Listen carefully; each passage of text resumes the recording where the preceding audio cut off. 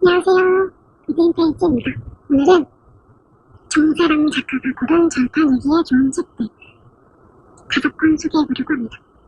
보원교사 안녕 시선으로부터 지구의 하나뿐 정세랑 작가가 고른 절판 일기의 책 5권. 절판인데 왜 소개하려고 어차피 못 사는데 이렇게 생각했다면 정세랑 작가는 도서관이나 중고서점에서 찾으면 한 번쯤 읽어봤으면 좋겠다고 하시더라고요. 이 책이 아까운 책들이고 여러 사람들이 찾아 읽다 보면 다시 출간되기도 하니까 소개했다고 합니다. 이런 취지를 담은 정세랑 작가가 소개한 절판 일기의 첫 번째 책은 지렁이 소리 없이 땅을 일구는 일꾼 에이미 스튜어트. 정원 칼럼니스트로 일하는 저자가 쓴 생명과학 책으로 지렁이, 이 작고 척추도 없고 보지도 못하는 생물이 우리가 살고 있는 생태계에서 무슨 역할을 하는지 아무도 알아주지 않아도 365일 묵묵히 일하는 지렁이의 모습을 그려낸 책이라고 합니다. 두 번째, 죽음을 보는 눈, 마이클 코리타. 스릴러 장르 영미소설로 켄터키 동부의 소역카운티 보안관 사무소의 범죄수사 담당 케빈 킴블 반장은 어느 날 이른 아침 와이엇 프렌치라는 동네에서 유명한 알코올 의존증 노인의 전화를 받는다. 와이엇은 블레이드 리치라고 알려진 외딴 지역에서 주변 숲만 환하게 밝히는 등대를 짓고 살고 있는 괴짜 노인으로 킴블에게 자신의 의지가 아닌 극단적 시도도 사건처럼 조사를 해줄 수 있느냐는 질문을 던집니다. 잠시 후 폐간된 소역 카운티 센티널 기자 로이 다머스도 와이엇의 전화를 받는다. 심상치 않다고 느낀 로이는 당장 와이엇의 등대로 찾아가고 그곳에서 스스로 목숨을 끊은 와이엇 프렌치의 시신을 보게 되는데 여기까지가 책 소개 내용입니다. 수천 글에 책을 다 읽고 나서도 오랫동안 등불을 켜놓게 만든 작품이라는 문구가 있어서 이런 스릴러 장르 작품 좋아하는 분들 찾아 읽어보면 좋을 듯 합니다. 세 번째, 어쨌든 집으로 돌아갑니다. 스무라 키쿠코.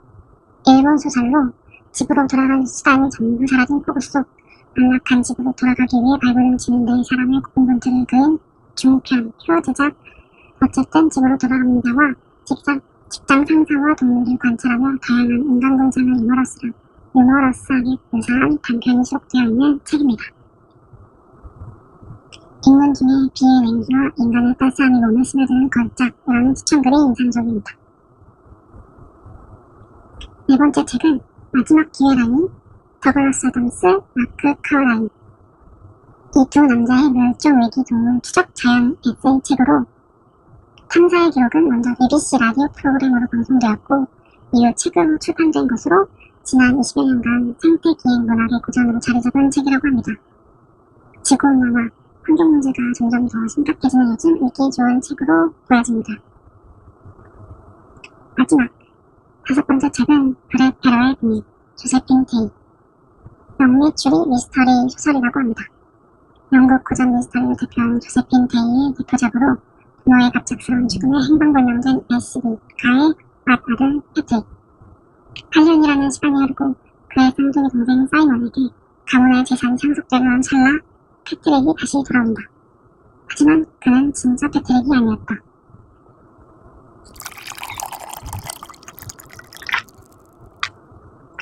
고아 출신 런던 거리를 헤매다가 우연히 애시비가의 이웃을 만난 브렛 페러는 자신이 정말 패트릭과 닮았다는 행운을 알게 된다. 여기까지가 책 소개이고요. 진짜인 척하는 가짜 이런 내용을 담은 작품 중에 단연 최고라는 평이 있다고 합니다. 이렇게 정세랑 작가가 고른 절판 일기의 책 5권 소개해봤는데요. 저도 이 영상을 찍으려고 찾아본 책들인데 3절 절판들도 결국 누군가에게 닿는다는 걸 느꼈잖아요. 여러분에게도 좋은 책들이 닿기를 바랍니다. 이렇게 정세랑 작가가 추천한 절판 일기도서 5권 소개해봤고요. 다음은 절판 도서 읽는 방법에 대해서 소개하려고 합니다. 4개에서 5개 정도 방법이 있는데 일단 첫 번째는 온라인 중고서점 활용하기. 아마 가장 쉽고 대중적인 방법이라고 생각하는데요. 알라딘, S24, 교보문고 이런 대형 서점들의 중고샵이 활성화되어 있잖아요.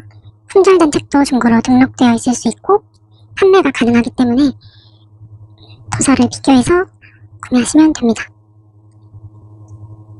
두 번째는 출판사 직접 문의하기. 출판사의 재고나 파본 여부를 문의하는 방법인데요.